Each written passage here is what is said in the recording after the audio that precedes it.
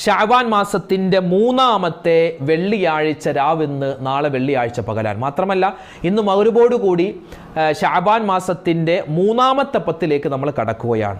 അൽഹംദുലില്ലാ, അല്ലാഹു റബ്ബുൽ ഇസ്സത്ത് നമ്മൾ ചെയ്യുന്ന എല്ലാ സൽപ്രവൃത്തികളും പരിപൂർണമായി ഖബൂൽ ചെയ്ത് അനുഗ്രഹിക്കുമാറാവട്ടെ. ആമീൻ യാ റബ്ബൽ ആലമീൻ. പ്രിയമുള്ള മുഅ്മിനീങ്ങളെ, നമ്മൾ ഇന്ന് ചർച്ച ചെയ്യുന്നത് വിശുദ്ധമായ ഖുർആനിലെ അതിപ്രധാനപ്പെട്ട സൂറത്തുകളിൽ ഒന്നായ സൂറത്തുൽ ഖദ്ർ, അതിൻ്റെ നേട്ടവും അതിൻ്റെ മഹത്വവുമാണ്.